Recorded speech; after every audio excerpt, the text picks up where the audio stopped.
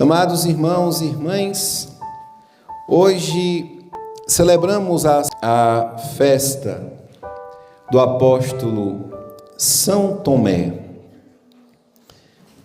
Por isso que vestimos o vermelho, porque não houve um sequer, exceto João, que morreu na ilha de Patmos, já velho, o martírio. Porém, João, por sua vez, autor deste evangelho, viveu o martírio branco, do escondimento. Por ser o apóstolo de Cristo, teve que esconder-se e escrever as cartas pastorais que temos às comunidades cristãs, e também é dele a autoria do livro do Apocalipse. Por isso, um livro cheio de simbolismos, para que os romanos não reconhecessem. Então, o símbolo apostólico, por exemplo, o credo, as 12 sentenças do credo é atribuída pela tradição como cada uma sendo de um apóstolo. E para entrar na comunidade, a senha é: creio em Deus Pai Todo-Poderoso, Criador do céu e da terra. A convivência com os homens e mulheres cristãos da época, com um certo tempo, vamos ver se ele é cristão mesmo. Recite o símbolo apostólico. É um dos fundamentos da catequese, né? Vamos ver se essa criança está cristã mesmo. Recite o símbolo apostólico. Aí a criancinha vai ter que professar a fé. Creio em Deus Pai Todo-Poderoso. Isso aí pode aprender em casa, né? Sim ou não? Chega na catequese com o Pai Nosso, com o Credo, Ave Maria, com o ato de contrição, com as obras de misericórdia corporal, espiritual, as virtudes cardeais, as 4, as 3 virtudes teologais, tudo já na ponta da língua, sim ou não? Coisas que elas não vão aprender assistindo Bob Esponja, nem desenhando Bob Good, né? Coisas que acontecerá se você parar com seu filho e conversar com ele para transmitir a fé. Ide pelo mundo inteiro e a todos pregai o Evangelho. Caríssimos irmãos e irmãs, nesta cena que temos de João, Tomé, ele é chamado de incrédulo. Tomé é chamado Dídimo. E é interessantíssimo como Jesus, no fim do Evangelho, ele nos dá uma promessa, uma profecia. Acreditaste porque me viste? Foi uma pergunta. Tiramos a pergunta e coloquemos uma afirmação. Acreditaste porque me viste? Para o mundo atual, essa sentença afirmativa, ela é o pressuposto para crermos mesmo em Cristo. Vê Jesus. De modo que aquilo que o olho enxerga foi aquilo que tocou. Tomé toca nas chagas de Cristo. Nosso Senhor, por sua vez, se deixa no seu próprio corpo estas marcas, propositalmente. Seu corpo de glória poderia esconder estas marcas, porque Jesus deixou as marcas aparentes por conta da incredulidade de Tomé. E parece que haverá nos santos, ao chegar no céu, uma necessidade de querer ver as marcas de Jesus. Porque as marcas de nosso Senhor serão para os santos uma insígnia de glória. Estas marcas foi por ti, pela tua santificação. Porém, para os incrédulos, para aqueles que não se salvarão, será para eles também uma marca de condenação.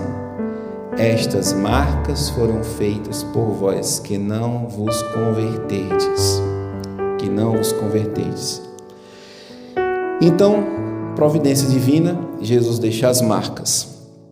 Aquilo que Tomé, ele toca, Jesus resume dizendo: acreditastes porque me tocaste, sim ou não? Não. Acreditaste porque me viste. Então, o sentido da visão foi substituído pelo toque. O conjunto dos sentidos todos foi colocado por Jesus como uma visão. Porém, Tomé tocou com o dedo e com a mão meteu no seu lado. Isso depois que Jesus apareceu novamente aos discípulos para que desse tempo de Tomé crer por causa dos irmãos. Primeiramente, Tomé não creu por conta de nosso Senhor mesmo em si. Jesus apareceu aos seus e depois, com o testemunho dos apóstolos, Tomé foi meditando durante a semana. Ou seja, de um domingo a outro. É um mistério da vida cristã, né? De domingo a domingo, de domingo a domingo, até desde que eu nasci até o dia que eu morrer. E quem pula essa etapa não vai ter que voltar, não tem como você continuar de onde parou, de onde você está. Você tem que continuar de onde, meu filho, de onde foi que você parou? Não tem como crescer na fé. Eu parei ali, aí eu vou continuar daqui, de onde eu estou. Não, você vai ter que continuar de onde você, né? Eu parei ali, na missa dominical, padre. Eu parei ali naquela primeira Eucaristia que meus pais me levaram, eu fiz e nunca mais voltei. Eu parei naquela crisma que eu me crismei, fui confirmado e nunca mais eu voltei para a igreja, né? Foi ali que eu parei. Então você vai continuar deste ponto. Jesus confere a fé aos apóstolos, estando as portas fechadas, nosso Senhor entrou. Mas como entrou o nosso Senhor com o seu corpo, se a porta estava fechada? Santo Agostinho ele vai perguntar: mas como andou o nosso Senhor pelas águas com o peso do seu corpo, com a matéria? Ele não é Deus? Ele não pode fazer isto? Andou sobre as águas, em prodígio, Deus, na eternidade, abriu o mar vermelho, né, a Moisés. Então, Deus, Cristo Jesus, entra estando a portas fechadas, profere a alegria da ressurreição, sopra sobre eles e deseja-lhes a paz. Depois, Jesus vai embora e volta 8 dias depois, já tendo Tomé já recebido a catequese dos 12, seu coração já estava mais aberto, a sua inteligência já estava mais humilde, inclinada à sabedoria divina. E quando Jesus aparece, confirma tudo aquilo que os apóstolos já tinham dito, ou seja, a catequista passou a vida ensinando, e um dia, quando aquela alma, o padre passou a vida ensinando, o papa passou a vida ensinando, quando chegar o dia, aí vocês vão agora, vamos lá, todos nós vamos ver, será que foi isso mesmo que a gente aprendeu? E aí vamos perguntar e contemplar do próprio Senhor, né? E ele vai nos dizer: olha, meu filho, foi desse mesmo jeitinho que a catequista, né? Santo Tomás de Aquino, depois que compôs aqueles belíssimos cantos eucarísticos, ele estava um pouco angustiado por conta disto, e ele escutou uma locução de Nosso Senhor: São Tomás, falastes tão bem de mim, né? Que possamos aprender, né, com os baluartes da igreja, que nos ensinam a falar bem de Jesus, lendo eles, meditando e contemplando eles, que é a beleza da igreja, também aprendermos deles aquilo que o próprio Jesus confirmou. Bom, se Santo Tomás falou muito bem de Jesus e o próprio Senhor falou que ele falou muito bem, então o que foi que Santo Tomás disse? Eu vou lá comprar o Tratado sobre a Verdade, o Tratado sobre os Gentios, eu vou lá ler o Catecismo tradicional, eu vou ler o Catecismo da Igreja Católica e vou escutar o que os santos padres disseram de Nosso Senhor. O que a igreja, que é a amiga de Jesus, os santos disseram dele. Então os apóstolos fizeram esta atividade com Tomé. Passou 8 dias, mais uma vez estando fechadas as portas, Jesus entra numa repetição, confirma a paz para que Tomé recebesse também o espírito de conversão e profere aquilo que o próprio Tomé tinha dito. Olha, se eu não vou crer.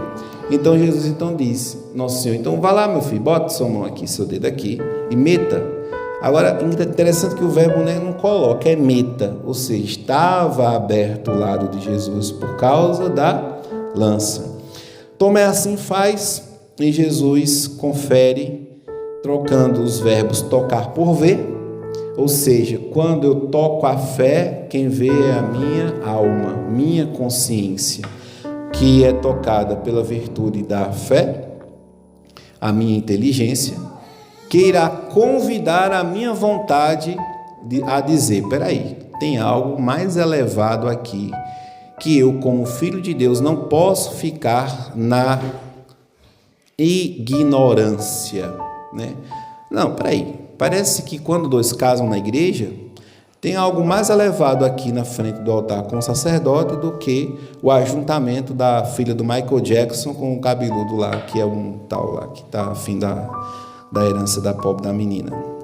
Parece que tem algo a mais aqui. Mas você vai ter que perder sua herança, minha filha. O Michael Jackson não vai mais lhe dar esse dinheiro, não. Você vai ter que perder aí 10 milhões mensal para poder fazer esse casamento. E aí, será que a pobre da menina vai realmente ter fé para se casar com o cabeludo? Quem sabe, né? Então, é algo mais elevado. Eu estou perdendo algo na minha vida e estou ganhando algo mais elevado que não é nessa vida, que parece que é na eternidade.